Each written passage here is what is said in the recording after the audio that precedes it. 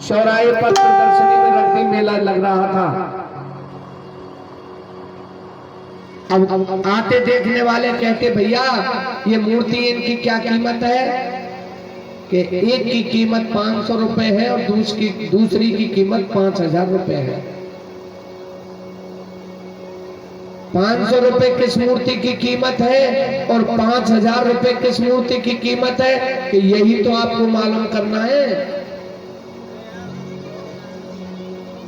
500 रुपए वाली मूर्ति कौन सी है और 5000 रुपए वाली मूर्ति कौन सी है? जब कोई आकलन ना कर सके, एक पहुंचे हुए संत महाराज आते हैं। संत महाराज ने मूर्तियों को देखा, मूर्तिकार को बुलाया, भैया इन मूर्तियों की कीमत क्या है? कि महाराज जी यही तो मालूम करना है। एक की कीमत 500 रुपए है और दूसरे की कीमत 5000 रुपए है। भैया ये एक ही धातु की बनी है। हाँ महाराज जी एक ही धातु की बनी है। एक ही वजन है। हाँ एक ही वजन है दोनों में। एक ही कारीगर ने बनाई है। हाँ एक ही कारीगर ने बनाई है। एक ही आकृति है। हाँ एक ही आकृति है। संत महाराज ने क्या किया, एक सूतली ली और सूतली को एक मूर्ति के कान में डाला।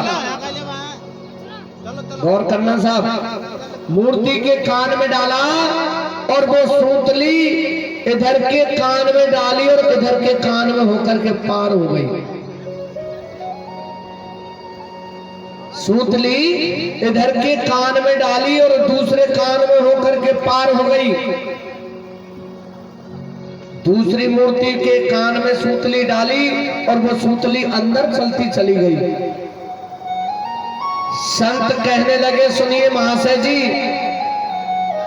जिस मूर्ति के कान में मैंने सूतली डाली और इधर के कान में होकर के सूतली डाली और इधर के कान में होकर के निकल गई, उसकी कीमत है 500 रुपए।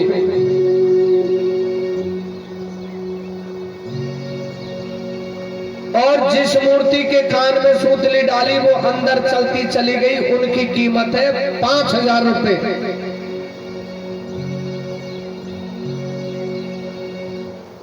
तात्पर्य क्या हुआ? मूर्तियों की कीमत तो हो गई।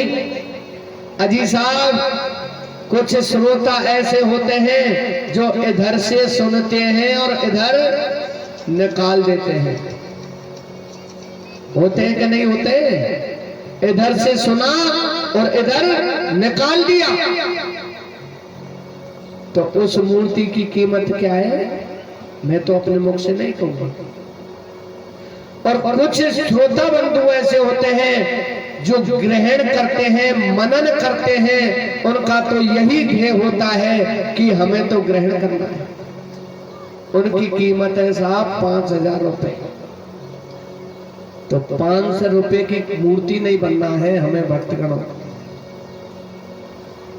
500 रुपए की मूर्ति नहीं बनना है। क्यों? सिकंदर महान का नाम सुना था और सुना है और सुनते रहेंगे। सिकंदर महान, जिनका जहां से सूर्य उगता और सूर्य छुपता वहां तक उनका ही राज्य था।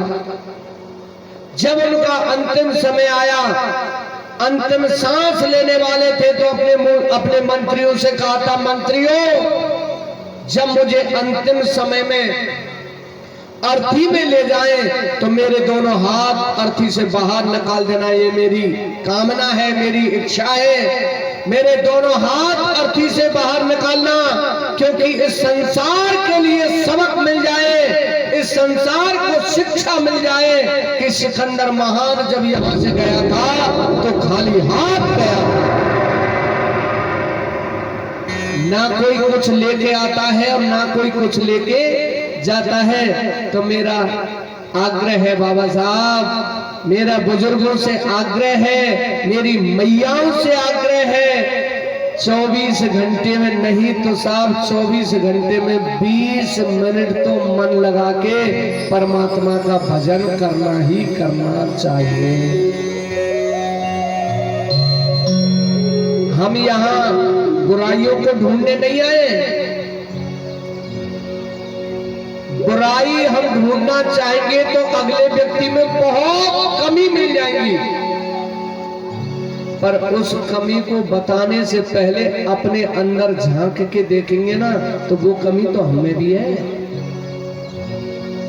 और जब हम उस कमी को मिटा करके अगले में देखेंगे तो हमें कमी दिखाई नहीं देगी।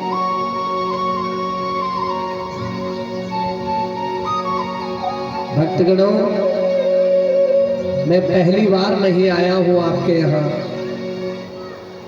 असीम कृपा है ठाकुर जी महाराज की जो चौथी बार आप लोगों के मुझे दर्शन हुए हैं। आपके दर्शनों से मेरे नेत्र बिंदु पवित्र हो रहे हैं। बुजुर्गों का आशीर्वाद है, मेरे देवताओं का, मेरे ठाकुर जी महाराज की असीम कृपा है जो चौथी बार आपके दर्शन मिले हैं।